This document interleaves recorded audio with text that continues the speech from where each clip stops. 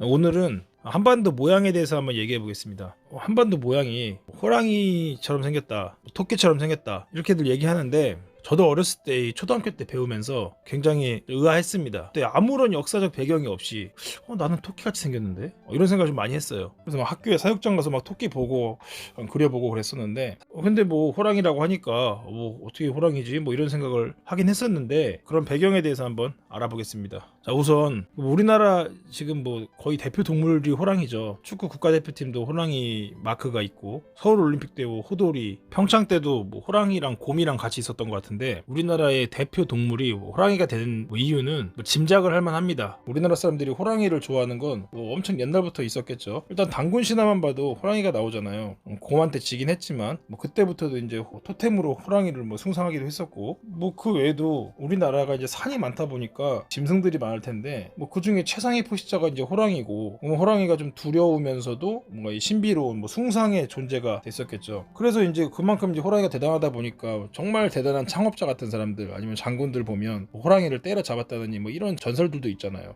그만큼 호랑이의 위상은 옛날부터 높았다고 뭐 짐작이 됩니다. 그리고 조선 후기에도 뭐 미나 같은 거 호랑이랑 까치 같은 거 그리면서 부적같이 막 쓰고 했잖아요. 그런 걸 봤을 때 보면 호랑이가 또 강한 이미지가 있으니까 뭔가 이 보호해주는 뭐 수호적이고 뭐 호국적인 막 그런 성격도 이제 있거든요. 우리나라의 한반도의 모양도 그런 수호적인 성격 때문에 호랑이 모양이라는 이야기가 나온 걸로 볼 수 있을 것 같습니다. 일단 역사적으로 들어가 보면 그러니까 이게 한반도의 모양이라는 게 시대에 따라 어떤 모양처럼 생겼다 이렇게 변하거든요. 그게 시대 상황에 맞게 인식이 되는 건데 조선 후기에 이중환이 쓴 택리지에 보면은 우리 한반도 모양이 중국을 향해서 고개 숙여서 읍하고 있는 노인의 모습이다 라고 얘기를 해요. 그러니까 읍이 뭐냐면 그러니까 고개 숙여서 인사하는 거예요. 인사하고 있는 노인의 모습이다. 그래서 옛날부터 중국이랑 가깝게 지냈다 라고 얘기를 합니다. 그 시대적 상황이 중국의 4대하고 그런 시대였기 때문에 이렇게 볼 수 있겠죠. 그래서 이때는 호랑이도 아니고 토끼도 아니고 그냥 사람인데 중국한테 인사하는 그런 모양으로 봤어요. 지금 여기 보면 혼일강리 역대 국토지도를 보면 이 지도가 태종 때 만들어진 건데 태종 때는 영토가 4군 6진이 개척되기 전이었어요. 4군 6진이 이제 세종대왕 때 개척이 됐으니까 그러면 이 부분을 빼면 정말 고개를 숙여서 있는 모습이에요. 중국을 향해서. 그래서 우리나라 영토가 진짜 신기하게도 인사하고 있습니다. 그렇게 볼 수 있어요. 이때는 토끼같이 안 생겼죠. 그림도 그렇고. 자, 그러다가 언제부터 이제 토끼란 얘기가 나왔냐면 일제강점기가 시작되기 좀 전에 나왔습니다. 그때 일본인 학자가 이제 우리나라를 탐사하고 막 이러면서 이제 조사하고서 이야기를 한 건데 이게 그래서 우리가 토끼라고 부르지 말자고 얘기하는 게 뭐냐면 일제에 의해서 토끼라고 인식이 됐기 때문이에요. 만약에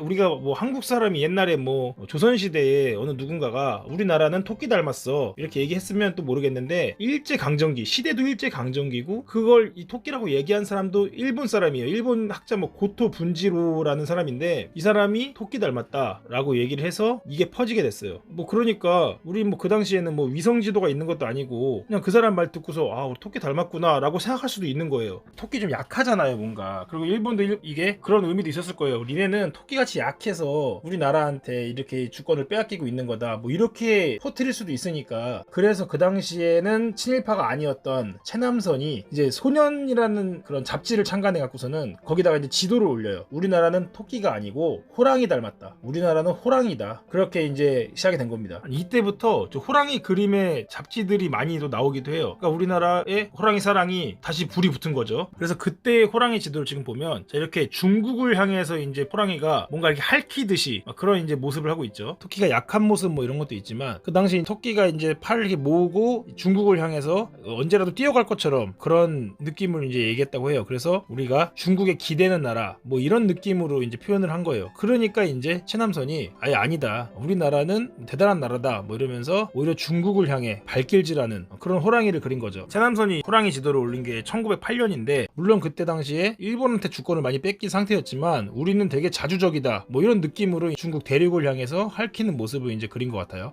그러다가 일제강점기가 시작되면서 호랑이의 모습이 좀 바뀝니다. 우리나라 모양이 호랑이긴 호랑이인데 이제 일본을 상대해야 되는 입장이기 때문에 나라를 뺏겼기 때문에 호랑이가 일본을 보고 있는 그런 모습으로 바뀝니다. 이게 이제 남궁옥이라는 분의 조선지리가라는 노래에 나오는 가사를 바탕으로 그린 호랑이 그림인데 여기 보면 일본을 향해 있죠. 이게 이제 시대적인 상황인 거예요. 일본을 상대하는 그런 입장에서 호랑이의 모습이 이제 그려져 있죠. 그래서 그때 당시의 시대적 상황을 알 수 있습니다. 뭐 지금은 뭐 우리나라가 뭐 호랑이다 토끼다 뭐 이게 엄청 중요하진 않죠, 요즘 시대에는. 그런데 뭐 제 생각에는 뭐 이런 거 있잖아요. 주변 이제 친구들의 뭐 고민을 들어줄 때도 또 객관적인 사실 같은 걸로만 이제 해서 해결해주고 뭐 이런 게 아니라 그냥 공감해주는 게 더 좋을 때도 있잖아요. 막 그런 느낌처럼 그냥 호랑이 같지 않아도 토끼 같아도 좀 우리나라는 호랑이다라고 같이 공감해주는 것도 좀 좋을 것 같습니다. 자, 그래서 오늘의 결론은 지도의 모양은 시대적 상황에 따라 변한다. 시청해주셔서 감사합니다.